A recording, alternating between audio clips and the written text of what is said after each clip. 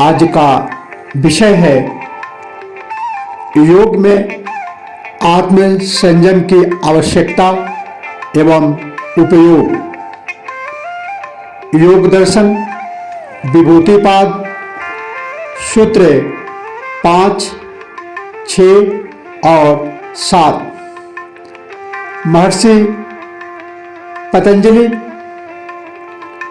बताते हैं कि धारणा, ध्यान, समाधि जब तीनों एक साथ मिलकर आत्म संयम हो जाते हैं तो उस आत्म संयम से यह लाभ है कि मनुष्य का, साधक का जो ज्ञान का प्रकाश है वह प्रकाशित हो जाता है। सूत्र 5 में कहते हैं, तज्जयात् प्रज्ञालोकः। तज्जयात्, तत् जयात, तत् मीन्स उसको, अर्थात धारणा, ध्यान, समाधि को जीत लेने से, आत्म संयम को जीत लेने से, उसकी उपलब्धि को हासिल कर लेने से प्रज्ञालोकः, बुद्धि का प्रकाश हो जाता है। उसे संयम के जैसे प्रज्ञा का प्रकाश होता है।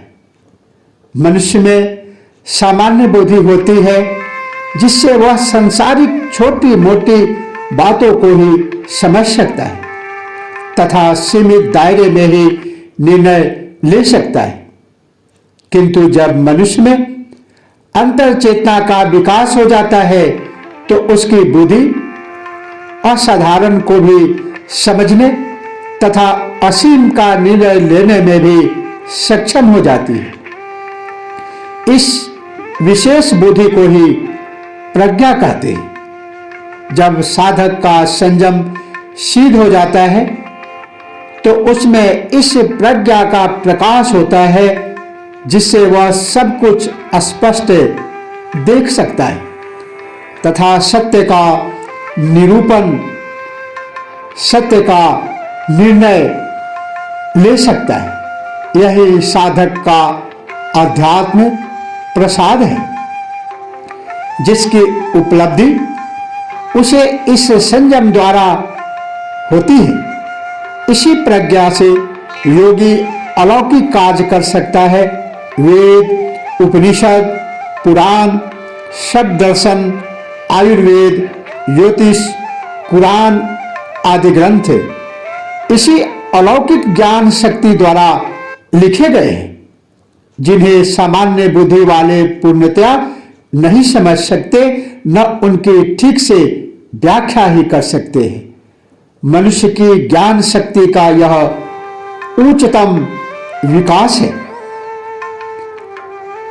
महर्षि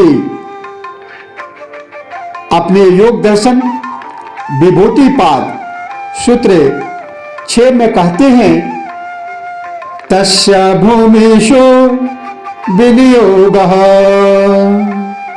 अर्थात उस विजयी संयम का स्थूल, सूक्ष्मेतर आदि विभिन्न समाधि भूमियों में क्रम से प्रयोग करना चाहिए। इस सूत्र में कहा गया है कि जब किसी साधक का उक्त संयम सिद्ध हो जाता है, अर्थात धारणा, ध्यान, समाधि का एकत्रीकरण हो जाता है, तो उसका प्रयोग सबसे पहले स्थूल विषयों में करना चाहिए।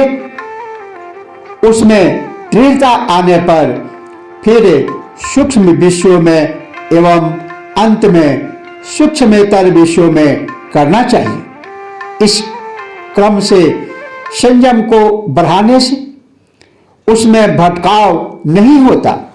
एक एक सीढ़ी चढ़ने से गिरने का भय नहीं रहता।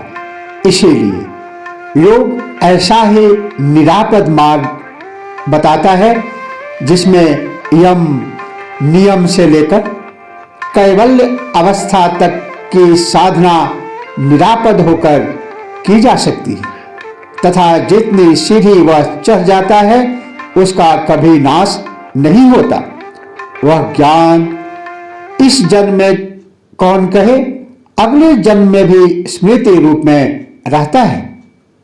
जिसका जीवन में अनुभव हो गया है वे ही संस्कार रूप में अगले जन्म में स्मृति रूप में यादाश्त रूप में रहते हैं, अन्य भूल जाते हैं।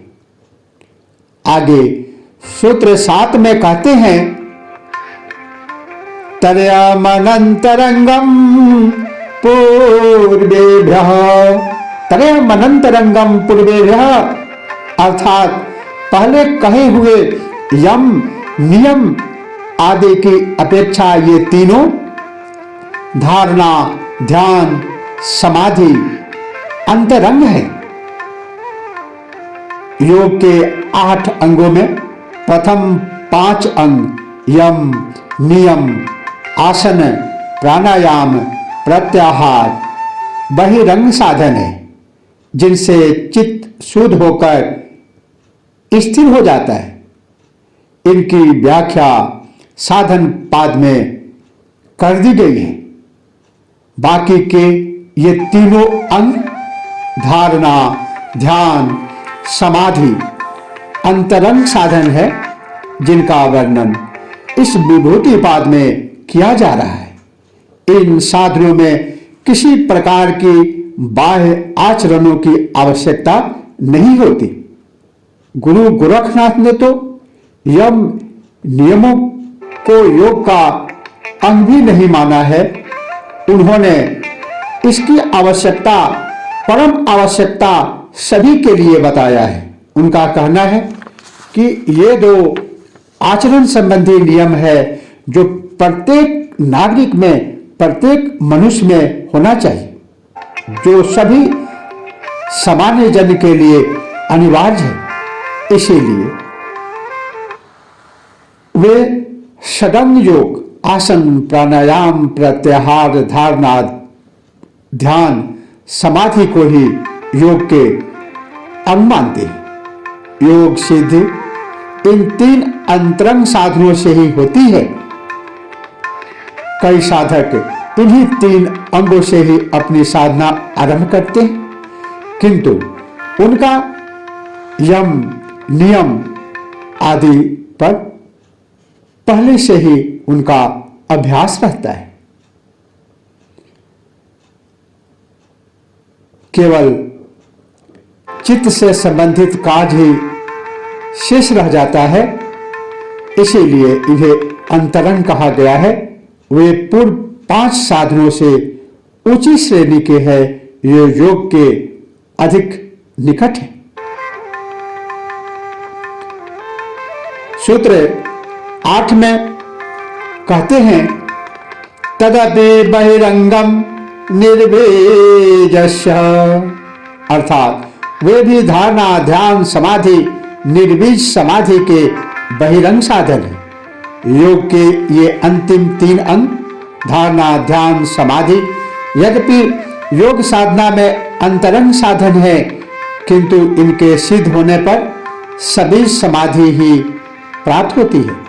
सभी समाधि में साधक को संपूर्ण उपलब्धियां हो जाती है, किंतु ये चित्त की वृत्तियां बीज रूप में विद्यमान रहती है, जिससे अवसर आने पर पुनः उनका प्रकटीकरण संभव है।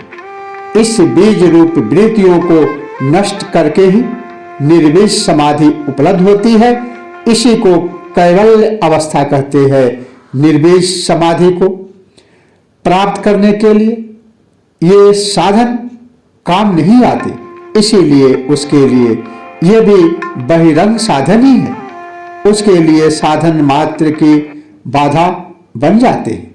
वहां केवल दृष्टाभाव आवश्यक है, जिससे चित्त का अपने कारण में पूर्ण विलय हो जाता है। सभी समाधि में समाधि प्रज्ञा के संस्कार रह जाते हैं, जिसका पैर वैराग्य की दृढ़ता से निरोध किया जाता है, तभी निर्बीज समाधि सिद्ध होती है। इसमें किसी ध्येय में चित्त को स्थिर नहीं किया जाता, क्योंकि यह भी क्रिया ही है। इसमें चित्त का ही अभाव किया जाता है, जो बिना क्रिया के वैराग्य भाव से ही हो सकता है। सभी समाधि तो इनके संयम से प्राप्त हो जाती है, किंतु निर्बीज समाधि इनके संयम करने से प्राप्त नहीं होती। वहां इस संयम करने वाले चित्त का ही अभाव करना पड़ता है। सभी समाधि प्राप्त होने के बाद योगी को विवेक ख्याति प्राप्त होती है, जिससे वह सत्यासत्य को जान सकता है। योगी की यहाँ तक की अवस्था संप्रज्ञात समाधि ही है। इसके बाद निर्बीज समाधि प्राप्त होती है, जिसे असंप्रज्ञात समाधि कहते हैं। यही योग की अंतिम सीढ़ी है। यही समाधि भी आवश्यक हो जाती है। यह संयम करने से नहीं आती, बल्कि संयम को भी छोड़ देना पड़ता है। यहाँ सभी क्रिया को छोड़ देना होता है। यह अक्रिया से आती है। जैसा कि कठोपनिषद में बताया था कि विश्व जीत जग करना चाहते हो, विश्व को जीतना चाहते हो, तो विश्व के पदार्थों में जो अपना आसक्ति है, जो मोह है, उस आसक्ति और मोह से अपनी आसक्ति, अपना मोह छुड़ा लो। विश्व को जीतने के लिए विश्व के पदार्थों का त्याग करना होता है। यही निर्बीज समाधि है। यही असंप्रज्ञात समाधि है। आज इतना ही। शेष अगले सूत्रों में। तब तक के लिए ओम नमः शिवाय। जय श्री कृष्ण।